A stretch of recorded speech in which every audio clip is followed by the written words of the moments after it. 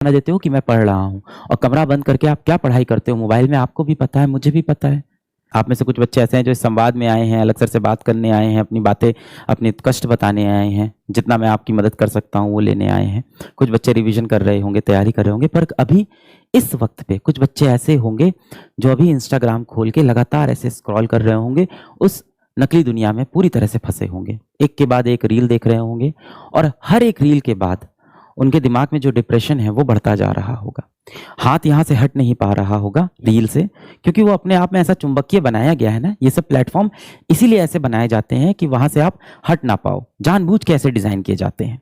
और वो वहां फंसा होगा और लगातार खुद को कोस रहा होगा कि काश मैं पढ़ लेता, मैं पढ़ क्यों नहीं रहा हूँ। फिर थोड़ी देर उस दुनिया में खो गया, 15 मिनट तक फिर स्क्रॉल किया, उसी दुनिया में खोया हुआ है। एक हंसी वाला मीम देखा, बहुत मजा आया, फिर कोई एक लड़की वहां पे नाचते आई, उसको देख लिया, फिर देखा कोई लड़के लड़की का कोई अच्छा सा रील है और उसको देख के बड़ा मजा आ रहा है। प्यार मोहब्बत के प्रसंग हैं जो जीवन में आपको आगे मिलने वाले हैं, वो आपको अभी चाहिए, समय से पहले नहीं मिलनी चाहिए चीजें, आपको वहां मिल रही है, आपको वो सुख मिल रहा है जो अभी आपको नहीं मिलना चाहिए, और आप उस दुनिया में फंस जाते हो। आपको क्या लगता है ये जो लोग हैं, मार्क जकरबर्ग जैसे लोग हैं, ये इन प्लेटफॉर्म को किस तरीके से बनाते हैं? इसी तरीके से बनाते हैं कि आप जैसा मासूम इंसान वहां पे फंस जाए और वहां से बाहर ना निकल पाए।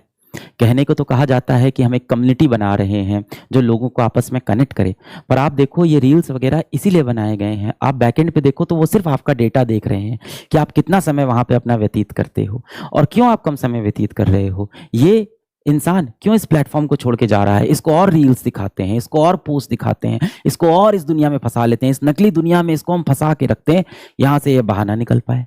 और आप क्या होते हो, अपनी असली दुनिया भूल के उस नकली दुनिया में फंसे रहते हो। भाई हम सब ने इतनी टेक्नोलॉजी, इतनी पढ़ाई लिखाई, इतना जीवन में जो हम ग्रो हुए, किस लिए हुए थे? इसीलिए हुए थे कि हम सुखी रहें, हम खुश रहें, हम तंदुरुस्त रहें, हमारी सेहत अच्छी रहे, अपने माँ बाप को समय दें, अपने भाई बहन को समय दें। आप देते हो? आप देते हो?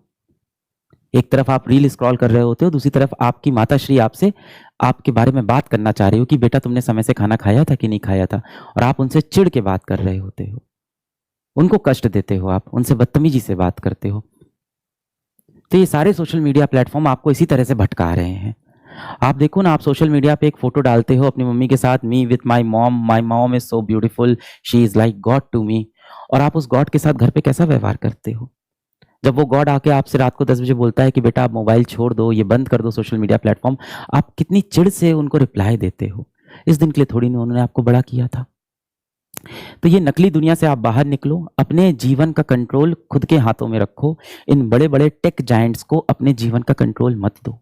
धीमे धीमे देखो, ये सोशल मीडिया प्लेटफॉर्म ने कंट्रोल आपके जीवन का, आपके मस्तिष्क का अपने हाथ में ले लिया है। आप देखिए, आपको लगता है कि आप उन्हें इस्तेमाल कर रहे हो, हाँ, आपको लगता है ना कि ये फेसबुक, व्हाट्सएप, इंस्टाग्राम आप इस्तेमाल करते हो, बिल्कुल गलत। इंस्टाग्राम, फेसबुक, व्हाट्सएप, यूट्यूब आपको इस्तेमाल करता है अपने फायदे के लिए। आप उनके लिए एक यूजर हो, आप उनके लिए एक कस्टमर हो, और आप उनके जाल में फंस जाते हो। और इस जाल में फंस के आप उनको इंपॉर्टेंस दे रहे हो, उन अनजान लोगों को यूट्यूब पे या इंस्टाग्राम पे, सोशल मीडिया में, रील्स में देख रहे हो, जिनका आपकी जिंदगी में कुछ लेना देना नहीं है। आप ये बता दो, आप 1 घंटे रील स्क्रॉल करते हो, उससे आपके जीवन में क्या वैल्यू एडिशन होता है? आप समझदार हो, पढ़े लिखे हो, 18 साल के हो, 19 साल के हो, काफी चीजें आपको समझ में आती है। ऐसा तो है नहीं कि आप बिल्कुल अनपढ़ हो बेटा, बिल्कुल आप अशिक्षित हो, आप शिक्षित हो, आपको चीजें समझ में आती है। सब समझने के बाद भी आपने अपने जीवन का कंट्रोल इन सोशल मीडिया वालों के हाथ में दे दिया है, और इसमें आप इतना फंसे रहते हो कि आपके पिताजी ऑफिस से घर लौट के आते हैं और आपसे 2 शब्द बात करना चाहते हैं, आप उनको भी समय नहीं देते हो। आप उनको क्या बहाना देते हो कि मैं पढ़ रहा हूं, और कमरा बंद करके आप क्या पढ़ाई करते हो मोबाइल में, आपको भी पता है, मुझे भी पता है। आप तो वही देख रहे हो कि किसने अपनी बीवी को क्या बोल दिया, ये दोनों कपल आपस में क्या कर रहे हैं, ये बॉटल उछालने वाला चैलेंज कैसे होता है। तरह तरह के आप रील देख रहे हो और अपने दिमाग को पूरी तरह से दूषित कर देते हो। जिस माँ बाप ने आपको पाल पोस के बड़ा किया, उनकी इज्जत आप नहीं करो। किस काम की ये पढ़ाई लिखाई मेरे और आपके? मैं अपने लिए भी बोलता हूँ, किस काम की ये पढ़ाई लिखाई, किस काम का ये एम, एम्बिशन, डॉक्टर बनना, इंजीनियर बनना, ये सब किस काम का है यदि हम अपने माता पिता को सुख ना दे पाए, खुशी ना दे पाए, 2 पल बैठ के उनसे चैन से बात ना कर पाए। अगर ये चीज आप पढ़ाई के लिए कर रहे हो, तब तो मैं समझ में आता है। तब तो चलो वो चीज़ सही भी है, जस्टिफाइड है बेटा वो। अगर आप कहते हो मम्मी मैं पढ़ाई कर रहा हूँ, अभी मैं बात नहीं कर पाऊँगा, मैं समझता हूँ। तो जो आप बोल रहे हो ना रिवीजन करने का समय नहीं मिल रहा, समय आपके पास बेटा बहुत है। हम में से कोई भी इतना बिज़ी नहीं है कि अपने जीवन के सबसे महत्वपूर्ण चीज़ के लिए समय ना निकाल पाए। ये ड्रॉप ईयर है, आपके लिए सबसे महत्वपूर्ण चीज़ है कि पूरे दिल से, पूरी शिद्दत से तैयारी करना और बाधाएँ जितनी भी आ रही हैं, इन सब बाधाओं पे ध्यान ना देना। ये जितने भी डिस्ट्रैक्शन आपके पास टहल रहे हैं, इन पे ध्यान ना देना। आप बस एक चीज़ अपने दिमाग में बैठा लो, क्या? कि आप सोशल मीडिया का इस्तेमाल नहीं करते, ये आपका इस्तेमाल करता है। अच्छा लगेगा आपको कि कोई आपका इस्तेमाल करके चला गया? नहीं लगेगा ना? करने दोगे आप किसी को खुद का इस्तेमाल? नहीं करने दोगे ना? तो ऐसे ही आपको अंदर से कठोर बनना है और जब भी अगली बार अपने मन में ऐसे बहुत ही तीव्र इच्छा आए ना, बहुत ही ज़्यादा आपको रील की इच्छा आती है कि देखना ही पड़ेगा, तो आप खुद से बस एक सवाल पूछना कि क्या मैं खुद को दूसरे को इस्तेमाल करने दूँगा? नहीं करने दूँगा ना बेटा? तो फिर नहीं करना है। अब अंजलि तिवारी मुझसे ये पूछ रही हैं कि अभी से शुरू किया है तो क्या सिलेक्शन हो जाएगा? बेटा मैं कोई ज्योतिषी तो हूँ नहीं जो ये बात कह पाऊँ। ये बात आप खुद ही डिसाइड करो क्या आपका सिलेक्शन हो पाएगा कि नहीं। क्या आपके जीवन में इस सिलेक्शन से ज़्यादा इम्पोर्टेंट, महत्वपूर्ण कोई और चीज़ है इस समय? यदि जितना इम्पोर्टेंट आपके लिए इस समय साँस लेना है, आप समझो बात को। यदि अभी मेरी साँस बंद हो जाए, इस कमरे में ऑक्सीजन ना आए, मुझे कैसा महसूस होगा? घुटन महसूस होगी। जब आप पढ़ाई नहीं कर पाते हो, जिस वक़्त आप पढ़ाई नहीं कर रहे हो और कुछ और कर रहे हो, क्या आपको वो घुटन महसूस हो रही है? अगर आपको वो घुटन महसूस हो रही है, मतलब आप सही दिशा में जा रहे हो। मतलब आप सही पागलपन पे हो और ये पागलपन की तो ज़रूरत है ही ऐसे कॉम्पिटिटिव एग्ज़ाम्स के अंदर। देखो मैंने आपको कभी नहीं कहा था कि आप इस कॉम्पिटिटिव एग्ज़ाम को चुनो, ये फ़ैसला आपका है। या तो आप इस जंग में कूदते नहीं, अब इस जंग में कूद गए हैं तो लड़ना पड़ेगा।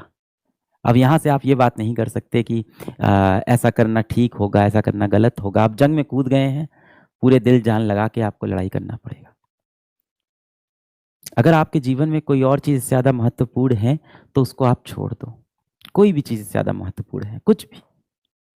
हो सकता हो कोई मोबाइल की गेमिंग आपके लिए ज़्यादा इम्पोर्टेंट हो सकता हो सोशल मीडिया पे समय बिताना इसके लिए ज़्यादा इम्पोर्टेंट हो सकता हो व्हाट्सएप आपके लिए बहुत ज़्यादा इम्पोर्टेंट हो सकता हो आपके जीवन में बेटा कोई व्यक्ति आ गया हो जिसको आप बहुत ज़्यादा महत्व दे रहे हो। क्या वो व्यक्ति आपको इतना महत्व दे रहा है अपने जीवन में? क्या ऐसा है? आप जिस इंसान के लिए इस ड्रॉप ईयर में, अभी तो बेटा आप 18 साल के हो ना, जिस इंसान के लिए आप अपना पूरा दिन व्यतीत कर देते हो, पूरा दिन खराब कर देते हो, ये सोचते हुए कि उसके साथ मेरा जीवन कितने अच्छे से व्यतीत होने वाला है, शायद उस इंसान के जीवन में आपका इतना महत्व नहीं है, जितना महत्व आपके जीवन में उस इंसान का है। और जिस दिन आप ये बात समझ जाओगे ना, उस दिन आप जीवन में मूव ऑन कर जाओगे और अपने सही गोल की तरफ बढ़ने लगोगे। मैंने देखा है 90% समय जो बच्चे होते हैं वो मेहनती होते हैं, वो सही दिल के होते हैं, सही दिमाग के होते हैं। देखो इस दुनिया में जो भी बच्चा कलम उठा चुका है, बैच जॉइन कर चुका है, कॉम्पिटिशन में आने का फैसला ले चुका है, वो हर बच्चा यही चाहता है कि मैं सफल हो जाऊँ। क्या ऐसा कोई बच्चा आपको मिलेगा जिससे मैं पूछूँ कि क्या तुम पढ़ना नहीं चाहते हो? कोई ऐसा बच्चा कहेगा मैं नहीं चाहता हूँ? नहीं। क्या इस बैच में एक भी बच्चा ऐसा होगा जिससे मैं बोलूँ तुम अपना कॉम्पिटिशन नहीं निकालना चाहते हो? कोई नहीं। हर बच्चा बोलेगा कि सर मैं मेहनत करना चाहता हूँ, मैं कॉम्पिटिशन निकालना चाहता हूँ, मैं सफलता चाहता हूँ। तो इंटेंट में किसी की कमी नहीं है, हर इंसान का इंटेंट है मुझे निकालना है। होता क्या है उम्र ऐसी है हम किसी गलत चीज़ों में हमेशा फँस जाते हैं, उन चीज़ों में फँस जाते हैं जिनका हमारे जीवन में कोई वैल्यू एडिशन नहीं, कोई महत्व नहीं है। मिसाल के तौर पे जिस सोशल मीडिया पे, जिस इंस्टाग्राम पे आप इतना समय व्यतीत कर रहे हो, आपके जीवन में उसका बहुत महत्व है। क्या इंस्टाग्राम के जीवन में आपका उतना महत्व है? नहीं है बेटा, उसके लिए आप सिर्फ़ एक यूज़र हो, सिर्फ़ एक डेटा हो। जिस व्यक्ति के कॉल का आप इंतज़ार करते हो, है ना? जिनके कॉल का आप रात-रात इंतज़ार करते हो, जिनको बार-बार फ़ोन करते रहते हो और बार-बार कॉल बिज़ी जाता है, जिनको व्हाट्सऐप पे आप लंबे-लंबे मैसेज भेजते हो और डबल टिक होने का इंतज़ार करते हो और जैसे ही उनका टाइपिंग लिख के आ जाता है, आप इतने खुश हो जाते हो, उनके जीवन में शायद आपकी उतनी महत्व नहीं है, जितना आपके जीवन में उनका महत्व हो गया है। जिस दिन आप ये बात समझ गए ना बेटा, आपकी जीवन बदल जाएगा उस दिन। और बाहर दरवाजे पे जो आपकी माँ खड़ी है ना, जो आपसे दिन भर में सिर्फ़ 5 मिनट आपसे बात करना चाहती है, उसके जीवन में आपके सिवा कोई नहीं है, सबसे ज़्यादा महत्व आपका है। ये दुनिया बहुत कठोर है, बहुत मुश्किल से वो लोग मिलते हैं जो आपसे सच्चा प्यार करते हैं। और जहाँ सच्चा प्यार करने वाला इंसान मिले, उसको अपनी ज़िंदगी से मत जाने दो, उसको निराश मत करो, उससे मुँह मत मोड़ो भाई। सच्चा प्यार कौन करता है? आपको बिना किसी कंडीशन का प्यार कौन करता है? आपकी माँ करती है। जब कोई नहीं होगा ना आपके लिए ताली बजाने को, जब आप अकेले नाच रहे होगे, भीड़ में कोई नहीं बैठा होगा, पूरा स्टेडियम खाली होगा, कोई नहीं देख रहा होगा, आपकी माँ होगी जो आपके लिए ताली बजा रही होगी। जब मेरे वीडियो पे 50 व्यू आते थे ना, तो उसमें 1 व्यू मेरी माँ का होता था। आज मेरे वीडियो पे अगर 50,000 या 1 लाख व्यू भी आते हैं, तो भी उसमें 1 व्यू मेरी माँ का आज भी होता है। उस माँ के लिए सोचो यार, कुछ करके दिखाते हैं। ऐसा कुछ करते हैं कि आपकी माँ को गर्व हो, पूरा समाज आपकी माँ को आपके नाम से जाने ना। यस, माँ, अम्मी, मम्मी, मॉम, नाम बहुत हैं, इमोशन सेम है उसके। मैं क्या मोटिवेट करूंगा यार, तेरी माँ तेरे को सबसे ज्यादा मोटिवेट करेगी बेटा। बहुत कड़वी बात अगर आपसे बोलूं, आज जीवन में आपकी खुद की कोई औकात नहीं है। आज आपकी जीवन में खुद की कोई औकात नहीं है बेटा। जिस मोबाइल पे बैठ के आप ये चैटिंग में चीज़ें लिख रहे हो ना, जिस मोबाइल से आप इस टाइम चैट में लिख रहे हो कि सर मैं कैसे प्रिया को भूल जाऊं, वो मोबाइल भी आपको आपके माँ बाप ने दिलाया है। उसमें वो 250 रुपए का डेटा रिचार्ज भी आपके माँ बाप ने कराया है। इस समय जिस कुर्सी पे आप बैठे हो वो भी खरीद के उन्होंने दी है। इस समय हाथ में जो आप रोटी खा के ये चैट लिख रहे हो, वो रोटी आपकी माँ ने आपको किचन के अंदर पसीने में सन के बना के दी है भाई। बहुत मुश्किल से आपको ऐसे सच्चा प्यार करने वाले पेरेंट्स या घर वाले मिलते हैं, उनको यार आप दुखी मत करो। और मैं बता रहा हूँ सबके पेरेंट्स ऐसे नहीं होते, ये भी सच है। बहुत से बच्चों ने पिछले वीडियो के बाद मुझको ये मैसेज किया कि सर आप जैसे बता रहे थे मेरे पिताजी वैसे नहीं है। आप बता रहे थे कि आपका पिता बहुत मेहनत करता है और आपके लिए सब करता है, सर मेरे पिताजी तो दिन भर घर में सोते रहते हैं। हो सकता है, मैं मानता हूँ सबके पेरेंट्स ऐसे नहीं है, तो आप मिसाल बनो ना यार दुनिया के लिए। हो सकता है, बिल्कुल हो सकता है। देखो, हो सकता है कि 90% पेरेंट्स बहुत अच्छे हों, 10% हो सकता हो सही रास्ते पे नहीं हो। तो आप तो मिसाल बनो ना दुनिया के लिए। आप भी वैसे ही इंसान क्यों बन रहे हो? यदि आपके पिता ने आपके लिए अच्छा किया है, तो ज़ाहिर-सी बात है आपको एहसान भी नहीं बोल सकते। उनके कर्तव्यों को वापस लौटाना है, उनका नाम रोशन करना है, बुढ़ापे में उनकी लाठी बनना है। और यदि उन्होंने आपके लिए अच्छा नहीं किया है ना आपके पिताजी ने, तो भी यार तुम्हारा बाप है वो। इतना ही काफ़ी है भाई। क्या जज कर रहे हो अपने पिताजी को? हो सकता हो 4 पैसे उन्होंने कम कमाए हों, पर आपको यार कंधे पे बैठा के उन्होंने रात-रात ले जाके मेला तो घुमाया है ना। हो सकता हो आपके पिताजी आपको मारते-पीटते हों, टॉक्सिक पेरेंट्स होते हैं। और ये तो ज़माना धीमे-धीमे बदलेगा तो बदलेंगे। उन्होंने भी यही सीखा अपने माँ-बाप से कि पीटना ठीक है। तो हो सकता हो आपके बाप ने आपको हाथ से मारा हो सकता हो बोतल से मारा हो, चप्पल से भी मारा हो, बेल्ट से भी मारा हो। शायद वो ऐसे ही माहौल में बढ़े थे, उनको यही समझ में आया था। पर कहीं न कहीं दिल में वो आपके लिए फिर भी अच्छा ही चाहते हैं, इन सब के बाद भी। और मैं तो कहता हूँ यार, अगर आपको लग भी रहा है ना कि आपके पिताजी बुरे हैं, तो बस ये याद रखो कि बाप है यार अपना, इतना ही काफ़ी है। जन्म दिया है मेरे को, इतना ही काफ़ी है। कहीं न कहीं आपने हाथ से कभी 2 रोटी तो खिलाई होगी।